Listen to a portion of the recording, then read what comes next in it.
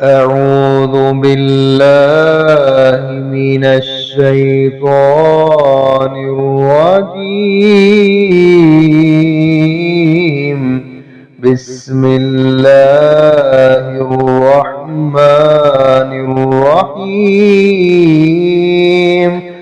الحج أشهر معلومات، فمن فرض فيهن الحج فلا رفث ولا فسوق ولا جدال في الحج، وما تفعلوا من خير يعلمه الله، وتزودوا فإن خير الزاد التقوى،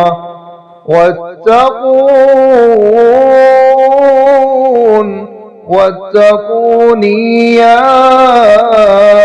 أولي الألباب. ليس عليكم جناح أن تبتغوا فضلا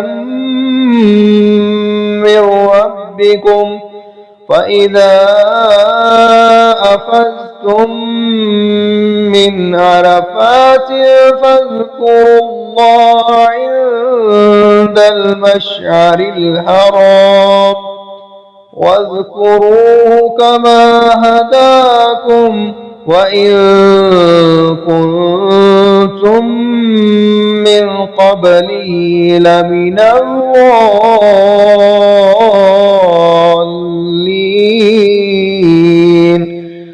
ثم أفيضوا من حيث أفاض الناس واستغفروا الله، إن الله غفور رحيم. فإذا قضيتم مناسككم فاذكروا الله كذكركم آباءكم أو أشد ذكرا، ومن الناس من يقول ربنا آتنا في الدنيا وما له في الآخرة من خلاق، ومنهم من يقول ربنا آتنا في الدنيا حسنة وفي الآخرة حسنة وقنا عذاب النار. أولئك لهم نصيب مما كسبوا والله سریع الحساب. हज चंद महीने हैं जो मालूम है, फिर जो इनमें हज फर्ज कर ले तो हज के दौरान ना कोई शहवानी फेल हो और ना कोई नाफरमानी और ना कोई झगड़ा, और तुम नेकी में से जो भी करोगे अल्लाह उसे जान लेगा। और ज़ाते राह ले लो कि बेशक ज़ाते राह की सबसे बेहतर खूबी सवाल से बचना है, और मुझसे डरो ऐ अक्लों वालो।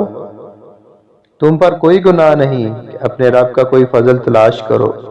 फिर जब तुम अराफात से वापस आओ तो मशअरे हराम के पास अल्लाह को याद करो और उसको उस तरह याद करो जैसे उसने तुम्हें हिदायत दी है, और बिलाशुबा उससे पहले तुम यकीनन गुमराहों से थे। फिर उस जगह से वापस आओ जहाँ से सब लोग वापस आए, और अल्लाह से मांगो, अल्लाह से बख्शिश मांगो, बेशक अल्लाह बेहद बख्शने वाला निहायत रहम वाला है। फिर जब तुम अपने हज के अहकाम पूरे कर लो तो अल्लाह को याद करो, अपने बाप दादा को तुम्हारे याद करने की तरह, बल्कि इससे बढ़कर याद करना। फिर लोगों में से कोई तो वो है जो कहता है ऐ हमारे रब, हमें दुनिया में दे और आखिरत में उसका कोई हिस्सा नहीं। اور ان میں سے کوئی وہ ہے جو کہتا ہے اے ہمارے رب ہمیں دنیا میں بھی بھلائی اور آخرت میں بھی بھلائی دے اور ہمیں آگ سے بچا، آگ کے عذاب سے بچا۔ یہ وہ لوگ ہیں جن کے لیے اس میں سے ایک حصہ ہے جو انہوں نے کمایا، اور اللہ بہت جلد حساب لینے والا ہے۔